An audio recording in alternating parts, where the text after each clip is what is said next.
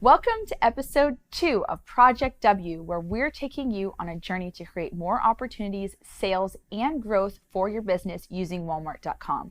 We're showing you how to sell your Amazon products on Walmart.com using these same simple methods. I'm Carrie with Helium 10. And I'm Tim Jordan with Private Label Legion. And in this episode of Project W, we're going to show you exactly step-by-step how to get your Walmart.com account opened and started.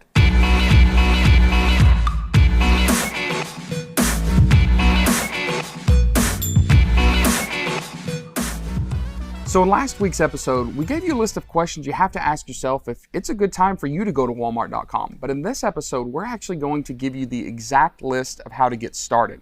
Now remember, Walmart's unique in that they are pretty particular about who sells on their platform. They have a pretty big list of requirements, and we're actually going to go through right now the list of qualifications that you need to have in place, ready to go before you even start this process. Yeah, and the reason why we want you to have these things ready to go is because you can't actually start your application on Walmart.com and go back later and save it. You have to have everything ready to go and submit it all in one process. So make sure you take notes of these qualifications so you have them prepared for when you do the application process. The first thing that you need is a U.S. business tax ID, and this is not your social security number. The next thing that you need is a W-9 or W-8 and EIN verification letter, and this is an official letter from the Department of Treasury that verifies your legal business address. So all of that means that you actually have to have a physical business entity set up in the U.S. This does not mean that you have to be located in the U.S., but you do have to have a physical business address. You're registered with the government, you're paying taxes, and the letter that we talked about is important because you may be issued an EIN as soon as you set up your company, but until you get that physical letter that shows the business address, it's very important, that legal business address, you cannot continue, so make sure you have that. The other address that you have to have is a physical operations address. Now these are two different things. Myself, I have several business entities that are set up in different states like Wyoming or Florida, but my physical business operation is different. The physical operations address that Walmart's going to want you to have is related to shipping and logistics and fulfillment. We'll talk about that in a little bit, but just make sure that those two can be separate. They don't have to be the same, but they are two separate things. The next thing that you need to have is a plan for your listing creation and product upload. We'll go more in detail with this in a little bit, but you basically need to know, are you going to do an API integration? Are you going to use the back end of Seller Center on Walmart? How are you going to upload those products? After you get through the rest of this episode, you should have the answers to that question that you need to have, which is your plan for those listing creations.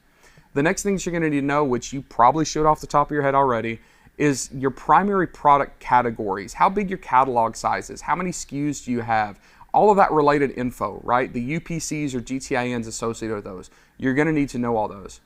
The last thing that you really need to have prepared before you get started is an understanding or realization of what type of products you're going to sell. Is this going to be used, new, or refurbished? Now, this case study, remember folks, we are specifically talking to you as an Amazon seller migrating your product listings over and your sales over to Walmart.com. If that's the case, you should be a private label seller selling new products. Now, many of you are also selling arbitrage. You might be selling used stuff or refurbished stuff. That's fine. It's very, very easy to figure out if you're selling new, used, or refurbished, but it's something that they're going to ask you in these steps. Walmart.com has high standards for their sellers, products, and brands, which is why the application process might seem a little bit more challenging and the barrier to entry is a little bit more difficult than other marketplaces that you've applied to in the past. We want to make sure that you are accepted to Walmart.com, so we want to make sure that you understand what they're going to take a look at when they're looking at your application so that there are no surprises and you can easily get accepted. So one of the first things that Walmart looks for and requires is a history of success on other marketplaces. Walmart is not somewhere that you can get your e-commerce journey started on. This can't be the first place that you go and the first place that you load products. It's just not. Now, that may be a little frustrating for some people. I actually love it because that barrier of entry that Carrie just talked about means that we are going to have less competition, which we talked about on episode 1. The way that they're going to check that history of success is by looking at your existing sales channels. You'll see in a few minutes in the application process, they're going to ask you for your Amazon storefront. They're going to ask you for your Shopify URL if you have one. They're going to ask to look at your eBay sales. There's a whole list of places that can look. Don't be worried. We don't believe that Walmart's asking for nefarious reasons. They are literally just checking to make sure that you are an experienced seller because that's one of their requirements. The next thing that Walmart's going to take a look at is whether or not your products enhance the Walmart catalog. So they don't want to see carbon copies of all the same products going up on their site. So that doesn't mean you can't sell a common item or something that's already up there. You just want to differentiate somehow or make your products stand out a bit more so that you're more likely to get accepted. The next thing that they're going to want to see is competitive pricing. There's no point for Walmart.com to accept you if you bring on products that are just ridiculously overpriced and nobody's going to buy them, right? If there's no conversions and there's no sales, there's no success for the sellers or for Walmart themselves. Now let me talk about pricing for just a second. We're speaking to you, the Amazon seller that already has an Amazon listing set up. When you migrate those listings, those products or inventory over to Walmart, you may find that Walmart is less expensive to sell on than Amazon. The fees are lower, the PPC may be lower. You may actually determine that for the same profitability or the same margins, you can have a lower price on Walmart, which lets you compete against everybody else. Don't do that. And the reason for that is when you signed up to sell on Amazon, in the terms of service, you agreed to never list your products for a lower price on another platform. Make sure that you pay attention to that. So make sure that pricing is level across the board. Now that being said, when you load up your listings and your inventory into Walmart.com, don't jack up your prices because you're the only person in the catalog selling that product. Don't think that you can get away with that either, because Walmart wants to make sure that their buyers are happy, coming back for more, so they do demand competitive pricing. The next thing that Walmart is going to look for is whether or not you have fast and reliable fulfillment. So when we go over the application process, we'll talk a little bit more in detail about that process, but you want to make sure that you have a history of fast and reliable fulfillment. Walmart wants their products to get in the hands of their customers as soon as possible. So that's really important for the whole customer experience for them. So make sure that you have that completely squared away before you apply. Now let's talk again about your physical address. We mentioned it earlier. The reason that Walmart.com wants you to have a physical address where you can ship to and ship from is because they are very particular about your capabilities to fulfill products.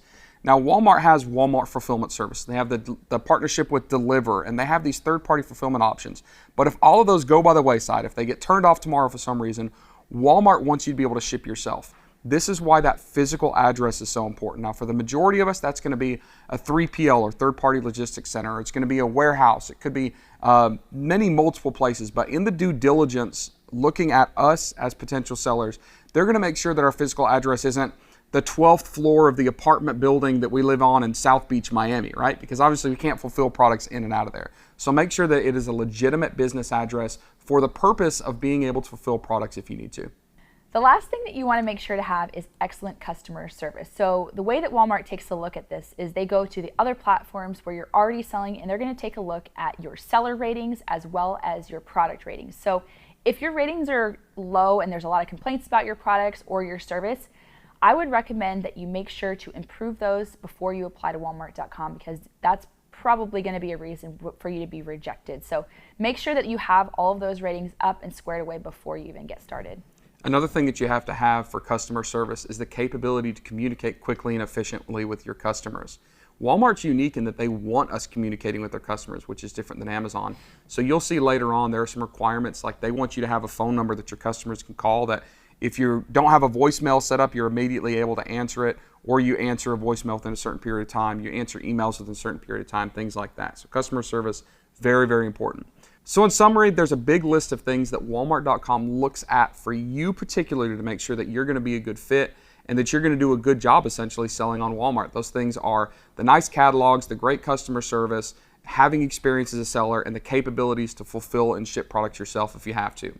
So if you've got all that in place and set up, then you're ready to actually start the application process. Now we're going to jump down to the screen here and actually walk you through what those individual screens look like so that you have an idea of what to expect.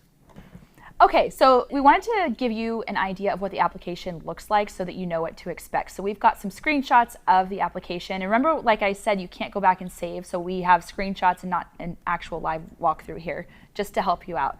So the first thing you're going to need to put in is your name and also your email address. So choose the email address that you want to use as your business email address in this, and also your title.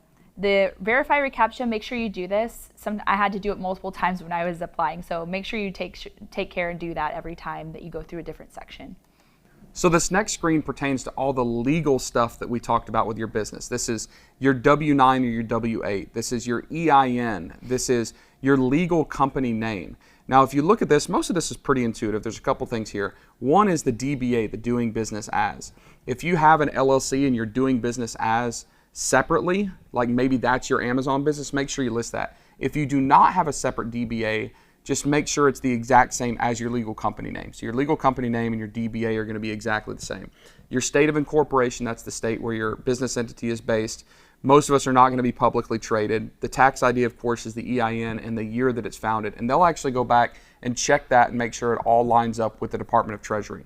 This other section here on the bottom left is the DUNS number. That's the Duns & Bradstreet number, which a lot of larger businesses and a lot of older businesses in the U.S. have. It's not required. Most of us probably don't have a DUNS number, so you can just leave that blank. All right, this is just a blow up of where you attach that form. When you click upload files, you need to click also upload attachments so that it actually goes through. So make sure that you do that or else it'll ding you there. And there's two different documents there that you have to bring. It's the W-9 or W-8 and that official EIN letter from the Department of Treasury. Upload those there. The next section here is where you put your legal U.S. address. And this is actually the address that's on your EIN. It's connected to that, and you want to make sure to put all that information here, which is pretty straightforward. So the last question, it says, does your business have offices or warehouses outside of the U.S.? Yes or no, so just answer that honestly. This next section is a list of categories that you can select if you sell in them. Now, we think that this is just an archaic list that Walmart used to prioritize maybe when Walmart.com started several years ago. If you don't sell in one of these 5 categories, just leave those blank and go on. This does not mean that you have to be selling in one of those 5 categories to sell, though. Okay, so the next thing is you're going to want to put your average online revenue, and this is for all the platforms that you sell on. And we want to make sure that you're really honest with this because they do have ways that they can check and verify your actual income. So make sure that you're honest and as accurate as possible there. The next thing is you're going to select your highest performing category based on revenue. So easy, straightforward there. And remember when we talked before about having your catalog, all your information about your products ready to go. So if you have that list of products ready to go, you can add in your catalog size easily right here. So just the number of products that you have, that does not include in variations, it's just the specific products. The next thing is you're gonna wanna put on there the percentage of your SKUs that are refurbished. Most of us probably won't have refurbished products. And then also the percentage of SKUs that have a valid UPC code. Now you want to make sure that you have all of your SKUs with a UPC code. So that should be 100%. And Yep. I would recommend that you own the UPC codes too. I know a lot of people have purchased secondary UPC codes, but you actually could lose your listing if you do not own your UPC code. So make sure that you get that all squared away as well before you put your products up on Walmart.com. And then the last thing is what percentage of SKUs are used. And again, it's probably not going to be any for most of you. All right, so this is where we see Walmart starting to gather information about your past selling experience to go back and check up and make sure that you are a legitimate seller. So there's a drop down to different marketplaces here. Everywhere that you sell that's in this drop down, select it and you can keep adding more information. So you can add Shopify and Amazon and eBay and multiple. Put your marketplace seller name and put the URL to the marketplace. Make sure that you're putting this in correctly because if they click on the URL and it takes them somewhere else, they're just going to start rejecting your application and assume that it's not valid. The other question here is talking about integration plans with Walmart. Now, most of us are going to just upload our products through Seller Center, right? That's the kind of seller-facing portal that you'll see a lot of here in a little while. But they also have some other options like Direct API and solution providers. Those two options are typically used for very large brands. If Reebok said, hey, we want to load 500 listings or 1,000 listings, they're going to use a solution provider or an API. That's not what this is. Go ahead and select Seller Center there. The next thing is you are going to select your current shipping methods and you want to select all of them that apply. Now, we don't recommend just selecting FBA because if you just select FBA, Walmart does not like for any of their products to be fulfilled via FBA. So make sure you don't do that. Make sure you also have another fulfillment method like US Postal Service, UPS, FedEx. So choose some other options on there that you can show that you can fulfill these in other ways. And I think that everybody that's selling existing has some sort of account set up with stamps.com or a ShipStation that has USPS and UPS and FedEx blended in there. So I would select UPS, FedEx, and UPS. And also, if you are selling via FBA, go ahead and select that. We don't think it really matters, but make sure that you do. And then the second section here is your physical warehouse address. This is going to be either that 3PL or that warehouse that you own. This is where orders could potentially be fulfilled from if you're not using WFS or Deliver or one of those other solutions. Something that we don't have a screenshot of is actually they want you to write up a reason why you think you would be a good fit for Walmart.com. And it's actually just a simple write-up. So if you aren't that great of a writer, maybe just write something up beforehand and have it all prepared before you start the application process. It's very simple. Just talk about your business and why you think it would be a great fit, why you have great products, and how they would add to the Walmart catalog. A typical response for me would be a little bit about my business and a little bit about what Walmart wants to hear. So I would say something like, I want to sell on Walmart because I want to extend my sales channels and create revenue. I also want to create a better buyer experience for Walmart.com shoppers by having more selection in the products that they're looking at, and I want to be able to figure out how to drive more traffic to Walmart as well. So kind of give a little fluff in there. Just don't put anything really ridiculous, and it doesn't have to be too long. They're just, I think, basically making sure that we're serious about this by giving us one of those anecdotal questions. Okay, so then once you finish all that, then you submit your application, and it usually takes about 1 to 2 weeks to hear back from them. Now, if 2 weeks have passed and you still haven't heard from Walmart, there's a few different reasons why this could be. And the main reason would probably be is if you've tried to apply to Walmart in the past. And this means you don't even have to maybe submit or complete an application, but just have that whole process started in the past. Basically what happens is your application will go into the system and it recognizes it as a duplicate and it just goes into no man's land. So that's kind of a technical issue that Walmart hasn't solved yet, but that's something to be aware of. It actually did happen to me. So I want to show you a way that you can actually open up a ticket to get this fixed.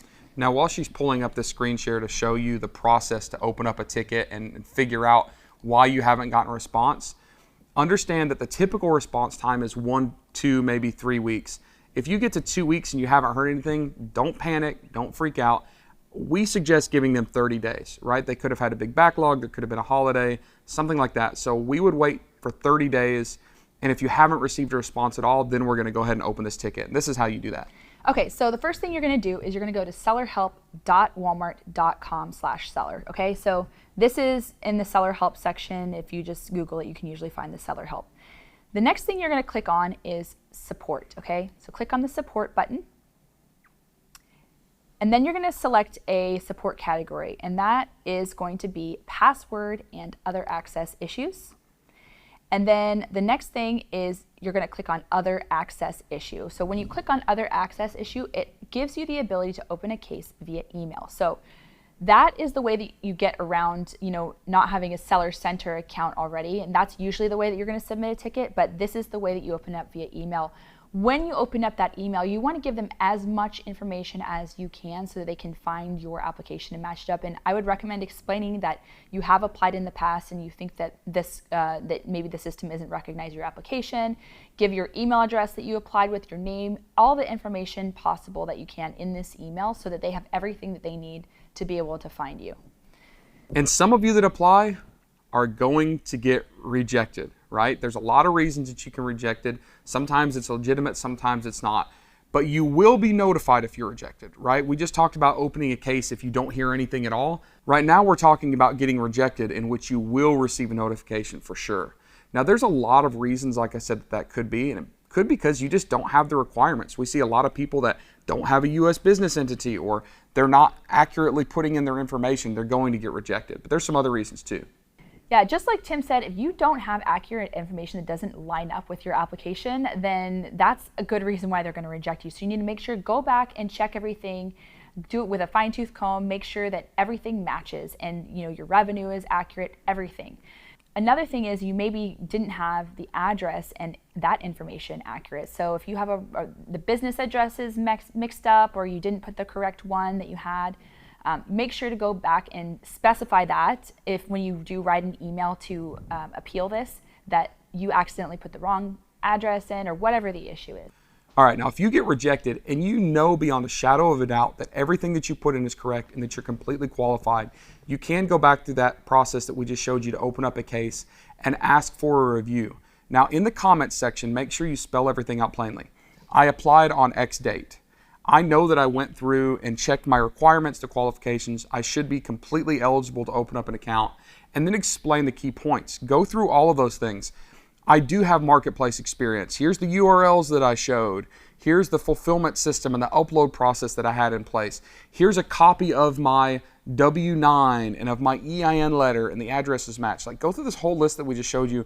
That way, if someone on the other side of this email reads it, they can't find a reason to reject it. They go, okay, it looks like everything's here. And then they can kind of step up the process, and they can maybe push this to somebody that makes a decision and figure out why this was rejected, because it could have been just a simple mistake. So in review, we covered all the qualifications that you need to have in place before you apply on Walmart.com, all the things that Walmart.com is going to look at before you get accepted, as well as things that you can do if you are rejected or never hear back from Walmart.com.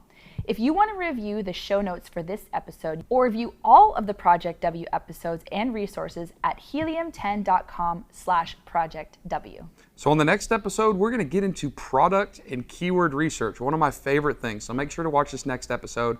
We're actually going to show you the tools and the resources that we use to not only figure out what's being sold on Walmart, but what's being searched for on Walmart. We'll see you on the next episode.